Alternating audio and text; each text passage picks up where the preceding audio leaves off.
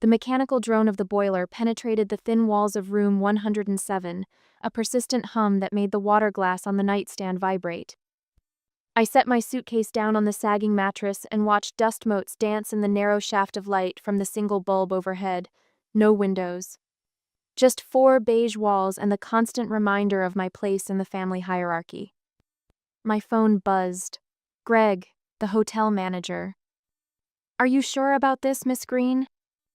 I stared at the message, my thumb hovering over the keyboard. The formal address, Miss. Green felt foreign after years of being just Mallory, or worse, Darren's sister. I tucked the phone away without responding. Better to let this play out. An hour earlier, I'd stood in the gleaming lobby of the Windshore Resort, my grandfather's pride and joy for 40 years. Marble floors that had once felt like home now stretched before me like a frozen lake, treacherous and cold. "Mallory, you'll be in 107.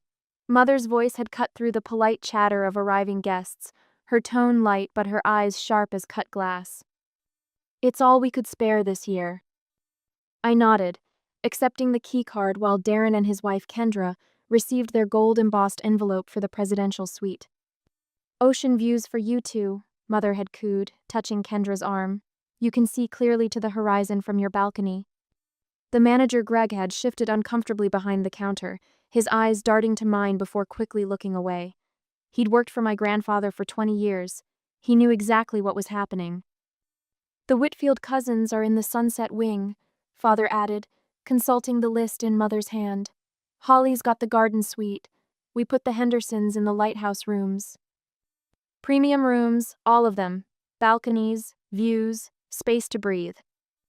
"And me? The room beside the boiler." I sat on the edge of the bed now, running my hand over the thin coverlet. From the hallway, voices drifted through the door, Mother and Darren, their footsteps slowing as they passed. "Well, what did you expect?" Mother's voice, not quite as hushed as she probably thought. "She runs some little design company, probably barely making ends meet." Darren's laugh bounced off the corridor walls. "Remember when she thought Grandpa would leave her something in the will?" Their footsteps faded, but their words lingered, settling into the corners of the room like the dust. 30 employees, international clients. 6 years of building Horizon branding from nothing into something I was proud of. But in their eyes, I would always be little Mallory playing at business while Golden Boy Darren climbed the corporate ladder at his banking firm, propelled by family connections and father's golf buddies. I stood, smoothed my simple black dress, and checked my watch, grandfather's watch, resized for my wrist. 6:30. The family dinner would begin soon in the main dining room, another tradition where seats told stories and place cards marked worth. When I arrived downstairs, the maitre d' led me past the main table, around a marble pillar, to a small table half hidden in shadow. I could see most of my family from here, but they would have to turn fully around to see me. "Is this where Mr. Green wants me seated?" I asked quietly. The maitre d' glanced nervously toward my father. "These are the arrangements I was given, Miss Green." I nodded and took my seat, unfolding the heavy linen napkin as conversations flowed around me without touching my shores. "Darren just closed the Peterson account," Mother announced to appreciative murmurs. "Biggest deal his division has seen this quarter." My brother leaned back, loosening his tie with practiced casualness. "Just doing my job, though the promotion next month will be a nice bonus." When the server came, I ordered butternut squash soup and bread. Father's voice carried clearly. "Need us to cover your meal, kiddo? Don't be shy if business is tight." Several cousins smothered laughs. Holly, seated at the main table's edge, shot me a look I couldn't quite read. Before I could respond, the kitchen doors swung open and Chef Marcus emerged, crisp white jacket gleaming under the chandeliers. He scanned the room, then walked directly to my table. "Miss Green," he said, his voice carrying, "your grandfather's favorite soup. He always said you had the best palate in the family." He placed the bowl before me with a small, respectful bow. "It's an honor to serve you again." The dining room went suddenly, noticeably quiet. Holly's eyebrows rose as she glanced between me and the retreating chef. I lifted my spoon, feeling my family's eyes on me like a physical weight. They didn't know yet. They couldn't possibly know. But soon they would understand exactly what my grandfather had seen in me all those years. And exactly what he'd left behind. Next day, the sky barely hinted at dawn when I slipped through the staff entrance of the Windshore. A skeleton crew nodded respectfully as I passed night auditors finishing shifts, early kitchen staff prepping breakfast. Their quiet acknowledgement felt foreign after years of invisibility in my own family. Greg waited outside my grandfather's office, keys jingling nervously in his hand. "Miss Green, I wasn't sure you'd come this early. I need to understand everything before they wake up," I said, eyeing the heavy oak door with its brass nameplate. "Douglas Green, proprietor." The lock turned with a solid click. Inside, time stood suspended. Grandfather's reading glasses perched on a stack of ledgers. His fountain pen lay diagonally across the blotter. The faint scent of his pipe tobacco lingered in the upholstery. "He never changed anything," Greg said, voice soft with reverence. "Not in 40 years." I ran my fingers across the polished mahogany desk. "How long have you known?" "About the will? 6 months." Greg shifted his weight. "He made me promise not to tell you until the family reunion, said you'd understand why." "And my family?" "They believe the resort was sold to a management company last year. Your father and brother have been," he hesitated, "negotiating with potential buyers for months." A bitter laugh escaped me. "For property they don't own." Greg crossed to a painting of the coastline grandfather's favorite view. He swung it forward, revealing a wall safe. The combination clicked under his practiced fingers. "He left this for you. Said you'd know what to do with it." The metal box weighed heavy in my hands. "For Mallory only," gleamed on its polished surface. I recognized grandfather's engraving style he'd taught me one summer, patient hands guiding mine as we marked bellhop tags. Inside, dozens of letters filled the box, organized by date. I lifted the first, postmarked 16 years ago. "Dad. Darren received early acceptance to Princeton. We always knew he had it in him. He'll need the education to run the Windshore someday. Mallory's art school applications are concerning. She lacks ambition. Perhaps you could speak with her? Evelyn." My fingers trembled as I unfolded letter after letter. Mother's handwriting flowed across pages of Windshore stationery, each one undermining me, elevating Darren.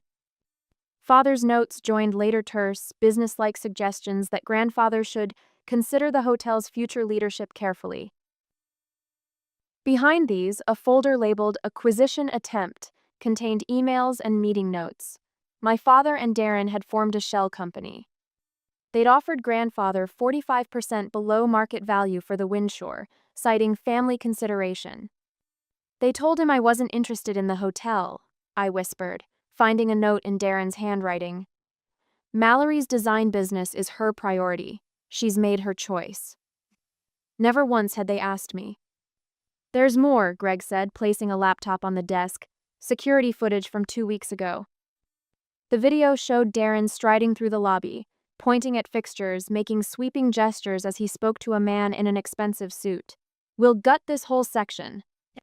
The old man's sentimental about it, but once he's gone, we're looking at premium condo conversions." My throat burned. They were planning this while he was still alive. "Every detail." Greg opened another file. "Mr. Thorne will be here at 9 with the full trust documentation." The door opened, and Chef Marcus backed in, balancing a tray. His eyes widened, seeing me behind the desk. "Miss Green!" I thought it was Greg needing coffee. He set down the tray, straightening. "Your grandfather always said you belonged in that chair." Did everyone know except me? Only those he trusted. Marcus poured coffee into grandfather's favorite mug, World's Best Grandpa, painted by my clumsy 10-year-old hands. "He showed me your business portfolio last Christmas. Said you built something beautiful from nothing, just like he did." A knock interrupted us. My cousin Holly stood in the doorway, hair still tousled from sleep. "So it's true," she said, eyes flicking from me to the desk and back. "Uncle Douglas left it all to you." "How did you know?" She pulled out her phone, showing a text from her mother. "Emergency family meeting was called. Darren says there's a problem with the sale. Apparently Douglas did something crazy with the will." "I always knew something wasn't right about how they treated you," Holly said, dropping into a chair. What will you do? I lifted another document architectural renderings for luxury condominiums where the staff quarters currently stood. Notation in the margins. Immediate staff reduction, 60%. Remaining positions seasonal only. The people who'd built this place with my grandfather, who'd shown me more respect in 12 hours than my family had in 34 years, would be cast aside for profit. Did you know they're meeting investors today? Greg asked. Your father has appointments all afternoon. I closed the box slowly, decision crystallizing. Let them meet. Let them promise what isn't theirs to give. Mallory? Holly asked. I texted Mr. Thorne, prepare everything for tomorrow night's gala. The sun now streamed through the windows, painting the room in golden light. I looked at the three people watching Meth, first of my allies, and felt something unfamiliar settle in my chest. Not the vindication I'd expected, but responsibility, purpose. This isn't just about me anymore. The crystal chandelier in the breakfast room casts prismatic light across the white tablecloths as Darren holds court at the center table 30 minutes later. I pause in the doorway, coffee cup in hand, watching my brother gesture expansively to a cluster of admiring relatives. The Winshore has fantastic bones, but it's stuck in the past century. His voice carries across the room, designed to be overheard. Once we modernize, property values will double. Mother nods along, her pearl earrings catching the light. Darren has such vision for this place. I step into the room, and conversations falter momentarily before resuming with artificial brightness. Holly catches my eye from a corner table and tilts her head slightly toward the empty chair across from her. Sleep well? She asks as I sit down. Those rooms by the boiler can get awfully warm. Slept just fine. I lie, setting my coffee down. In truth, I spent most of the night in grandfather's office with Greg, poring over ledgers and operational reports. Through the panoramic windows, I spot Mother leading two men in expensive suits across the lawn toward the private beach. One carries a leather portfolio emblazoned with a real estate development logo. My stomach tightens. Potential buyers, Holly whispers, following my gaze. They were here last month too. Father appears beside their table, clapping one of the longtime waiters on the shoulder with false camaraderie. Big changes are coming soon, Paul. Exciting times ahead. Paul's smile doesn't reach his eyes. He's worked here for 23 years. I hear they're planning to streamline staff, Holly says once Father moves away. That's corporate speak for firing people, right? Before I can answer, Kendra's voice slices through the ambient chatter. This place needs fresh blood anyway. Half the staff should have retired years ago. A housekeeper passing with a tray of orange juice visibly flinches. Excuse me, I say to Holly, rising from my chair. I cross the marble foyer, past the portrait of grandfather that's hung there since I was a child. His eyes seem to follow me as I turn down the service corridor and enter the small conference room where Greg has arranged my meeting. The department heads of the Winshore Resort sit around the oval table, some I've known since childhood. Others I met only yesterday. Chef Marcus, Angelica from housekeeping, Tom from maintenance. 5 others whose livelihoods hang in the balance of decisions being made without their knowledge. Thank you all for coming, I say, closing the door behind me. Miss Green. Greg stands, gesturing to the chair at the head of the table. We were just discussing the quarterly revenue projections. I take my seat, acutely aware of the curious glances exchanged. Greg hasn't told them why I'm here. Smart man. The 4th quarter looks strong, I say, opening the leather portfolio I brought with me. Especially if we move forward with the winter wellness packages grandfather was considering. Angelica's eyebrows rise. You know about those? I know about a lot of things. I pull out the projections I spent the night creating, including the fact that occupancy rates rise 12% when we offer the stargazing add-ons during meteor showers. Surprise ripples across their faces. Chef Marcus leans forward, arms crossed on the table. Douglas always said you had a head for numbers. He said a lot of things, apparently. I smile at them, including that the heart of the Winshore isn't the building, it's the people who make it home for our guests. For the next hour, we discuss operations, challenges, and opportunities. Their initial wariness melts into cautious optimism as they realize I understand the business from top to bottom. Grandfather's books weren't just records, they were a roadmap, one I've been studying for months while pretending to know nothing. Tom from maintenance clears his throat. Begging your pardon, Miss Green, but why are we talking to you about all this? Your brother's been telling everyone he's taking over. The room goes silent. Has he now? I keep my voice light, but my fingers press hard against my grandfather's watch. How interesting. The meeting concludes with tentative plans, nothing dramatic, nothing that would tip my hand too soon. As we file out, Chef Marcus touches my elbow. Your grandfather told me once that you were the only one who saw the heart of this place, he says quietly. Said you understood what matters here isn't the fancy fixtures or the address. It's the feeling people take home with them. My throat tightens. Thank you for telling me that.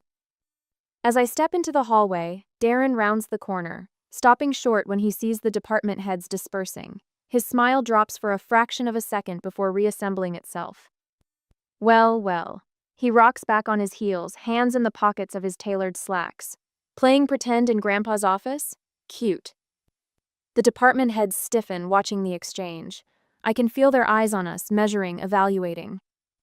Just getting acquainted with what's mine, I reply, tucking my portfolio under my arm. Darren laughs, the sound hollow and performative. Don't embarrass yourself, Mal. This place needs a real businessman. The old nickname, a diminutive he knows I hate, hangs between us like a gauntlet thrown. 20 years ago, I would have flinched. Now, I simply hold his gaze until his smile falters. We'll see about that, I say, walking past him with quiet dignity. Behind me, I hear Chef Marcus cough to hide a laugh. I head straight for the exit, needing air that isn't perfumed with my family's ambitions. Outside, the ocean breeze carries the scent of salt and possibility. My phone buzzes with a text from Mr. Thorne, arriving at 3 p.m. with all documentation as requested. The pieces are falling into place. Tomorrow night at the gala, everything changes. I look back at the graceful white facade of the Windshore Resort, its windows reflecting the afternoon sun. Grandfather built this place from nothing, pouring his heart into every detail. For 40 years, it stood as a testament to his vision. Now it's my turn to protect that legacy, not just for him, but for everyone who calls this place home. And my family has no idea what's coming. On the gala evening, a champagne glass felt cool against my palm as I stood at the entrance to the grand ballroom. The murmur of conversations ebbed as heads turned toward me. In my simple black dress, elegant without being ostentatious, I commanded a different kind of attention than Kendra in her sequined gown or Mother in her designer ensemble. Holly appeared at my side, her burgundy dress complementing her auburn hair. They've been announcing Darren's vision all evening, she whispered, adjusting my grandmother's pearl necklace around my throat. Uncle Richard keeps toasting to new beginnings. I nodded, breathing in the familiar scent of beeswax and polished wood. For 40 years, my grandfather had insisted on hand-polishing the mahogany banisters before each gala. The staff still honored his tradition. Mother spotted me from across the room. Her smile tightened at the corners as she took in my appearance. Mallory, she called, voice honeyed for the benefit of the investors surrounding her. We didn't think you'd dress up. A silver-haired man in a tailored suit, the lead investor, according to Greg's briefing, assessed me with curiosity. I returned his gaze without flinching. Where have you been hiding? Father asked, champagne sloshing dangerously close to the rim of his glass. The slight flush across his cheekbones told me he'd been drinking steadily. Darren's about to share the renderings. On cue, my brother stepped onto the small platform where a projection screen had been set up. He looked every inch the successful businessman in his charcoal suit and burgundy tie, golden cufflinks catching the light as he gestured to the screen. Ladies and gentlemen, he announced, voice carrying across the ballroom, the future of Windshore Resort begins tonight. The screen illuminated with sleek architectural renderings. Glass towers replaced the historic facade. The gardens where grandfather taught me to identify native plants disappeared under concrete parking structures. Staff housing converted to premium shopping outlets. 60 luxury condominiums, Darren continued, with starting prices at $2.7 million, the Windshore name with 21st century amenities. From my position near the back, I could see Chef Marcus's shoulders stiffen. Housekeeping supervisor Elaine pressed her lips together, eyes downcast. Greg stood near the service entrance, his expression carefully neutral as he caught my eye. A modern vision, Mother gushed to the investors.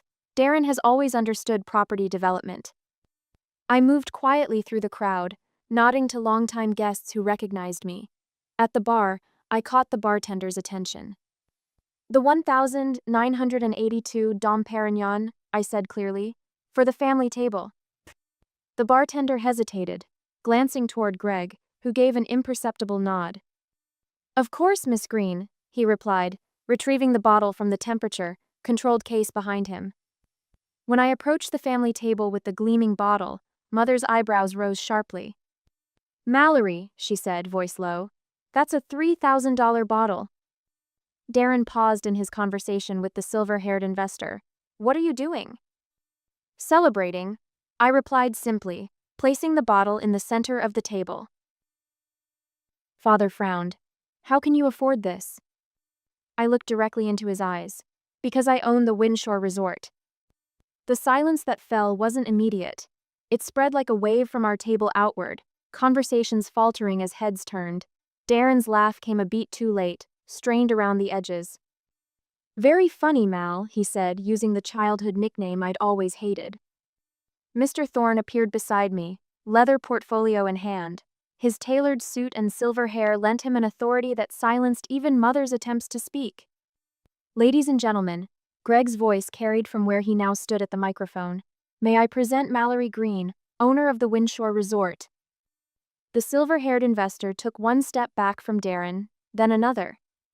Mother's face was drained of color. There must be some mistake. No mistake, Mr. Thorne said, opening his portfolio. Douglas Green placed the hotel in a private trust 8 months ago, with his granddaughter as the sole beneficiary. Father reached for the documents. This can't be legal. On the projection screen, Darren's condominium renderings disappeared, replaced by security footage Darren showing developers around the property, pointing to walls that would be demolished, gardens that would be paved over. The footage shifted to my brother and grandfather's office, rifling through papers, pocketing something small that glinted in the light. My grandfather's voice filled the ballroom, a recording from 6 months before his death. My legacy isn't the building. His familiar baritone stated clearly. It's the understanding that true worth isn't measured in dollars but in dignity. Mallory is the only one who ever understood that. I stood perfectly still as my family's carefully constructed facade crumbled before 200 witnesses. Mother's tears appear on cue, perfect droplets that roll down her cheeks without disturbing her makeup. I've seen this performance before at charity galas, board meetings, whenever she needs sympathy. We were only trying to protect the family legacy. Her voice cracks just enough to sound authentic. Father steps forward, shoulders squared like he's addressing a boardroom. This was all a misunderstanding, Mallory. Let's discuss this privately. His eyes dart around the ballroom, assessing the damage to his reputation in real time. Darren's transformation is remarkable. The smirk that defined his face minutes ago has vanished, replaced by an earnest, concerned expression I've never seen directed at me. I was only exploring options to help the business grow, he says, hands spread wide. For all of us. The three of them form a perfect triangle around a coordinated attack they've likely rehearsed without realizing it. The room watches, breath held, glasses frozen midway to lips. Holly catches my eye from across the room and gives me the slightest nod. I didn't orchestrate this to humiliate you, I say, surprised by the steadiness in my voice. My heart hammers against my ribs, but my words emerge clear and measured. That was never the point. Mr. Thorne steps forward with a leather portfolio. I place my hand on it, stopping him momentarily. I've known about grandfather's will for months now. Mother's carefully crafted sorrow falters. I wanted to see how far you'd go. The truth tastes both bitter and sweet on my tongue. What you'd do if you thought I didn't know. The projector screen behind me flickers to life as Greg activates the system from the back of the room. Darren's voice fills the ballroom. First order of business: cut 30% of staff. Focus on the lifers. They're costing us a fortune in benefits. Darren lunges toward the AV controls, but my security blocks his path. On screen, Darren continues. Mom thinks we should keep some old-timers for appearance's sake, but once we convert to condos, we won't need most of them anyway. Chef Marcus stands near the kitchen doors, arms crossed, watching Darren's recorded betrayal with a stone face. Beside him, waitstaff and housekeepers who've served this hotel for decades absorb the truth of how little they matter to the family that employed them. The screen changes to emails mother to father. Douglas is getting sentimental about Mallory. We need to move quickly before he does something foolish. Father to Darren, your sister doesn't have the capital or connections to run a property of this size. Once we have control, we can sell off the antiques before conversion. The old man collected too much junk anyway. With each revelation, my family shrinks before me, not physically, but in substance, becoming less solid, less formidable. The giants who towered over my childhood diminish with each truth exposed. This isn't about inheritance, I say, walking toward them. My legs tremble beneath my dress, but no one can see. It's about character. I turn to mother first. You told grandfather I had no interest in the hotel while simultaneously telling me he'd decided to leave everything to Darren. To father, you approached investors about property you didn't own, using grandfather's illness to suggest decisions he never made. Finally, to my brother, and you, Darren, you plan to fire people who've worked here since before you were born, people who carried you when you skinned your knees on these very floors. I open grandfather's journal, the last one he kept before his death. The 12th of November, Mallory visited today. While Evelyn and Richard bring Darren for obligatory holiday appearances, Mallory comes because she wants to. She sees people, not opportunities. The hotel will be safe with her. Mother's composure finally cracks. Her face crumples like tissue paper in rain, genuine emotion breaking through decades of practiced poise. Father stands motionless, the calculation behind his eyes giving way to something I've rarely seen: shame. Darren's transformation is the most dramatic. The mask of concern slides away, revealing raw anger underneath. You can't possibly run this place, he spits. You'll destroy everything in a year. Perhaps, I say softly, but they'll be my mistakes to make. I removed the key to room 107 from my purse, the room by the boiler that vibrated with mechanical hums and family dismissal. I don't need to stay beside the boiler anymore. I place the key on the table between us. I know exactly who I am. The room erupts in murmurs as investors edge toward the doors. Family friends suddenly discover urgent matters elsewhere. Only Holly steps toward me, taking her place at my side. Behind me, the staff of the Windshore Resort stands straight-backed and certain. Greg, Chef Marcus, the housekeepers, the gardeners, the true heart of grandfather's legacy. My hand trembles as I close the journal, but my voice does not. Grandfather believed in second chances. I say to my family, so do I, but they must be earned, not taken. In their eyes, I see the first glimmer of something unfamiliar: respect mingled with fear. Not fear of what I might do to them, but fear of a world where I am no longer the least of them. And in that moment, I am both terrified and free. After 6 months, the morning light streamed through the wall-to-wall windows of the owner's suite, painting golden rectangles across the polished oak floors. I traced my finger along the edge of grandfather's desk. When watched the sailboats dotting the horizon, tiny white triangles against the cerulean blue. 6 months had transformed not just the resort, but me. Quarterly numbers are in, Miss Green. Greg knocked lightly on the doorframe, a leather portfolio tucked under his arm. The formality in his address remained, but the tension behind it had dissolved, replaced by something I'd never expected: respect. Let me guess, I said, taking the folder. We exceeded projections again. His smile crinkled the corners of his eyes. 32% above last quarter, best summer season in 15 years. I flipped through the spreadsheets, noting the occupancy rates, the dining revenue, the guest satisfaction scores, numbers that told a story of resurrection. The memorial is finished, Greg added quietly, whenever you're ready to see it. My throat tightened. Thank you. I'll go now. The walk to room 107 felt longer than it had 6 months ago. The corridor no longer seemed narrow and oppressive, but simply a pathway, neutral and waiting. 2 maintenance workers stepped aside respectfully as I approached. One tipped his cap. Morning, Miss Green. I nodded, still unaccustomed to acknowledgement.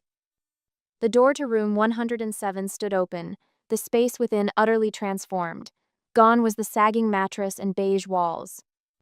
Instead, the walls displayed framed photographs of the resort through decades. Grandfather breaking ground in 1973, standing proudly at the grand opening, shaking hands with the first guests. Beside them hung framed newspaper clippings chronicling the Windshore's rise to prominence. In the center, behind museum glass, rested his final letter, handwritten on Windshore stationery.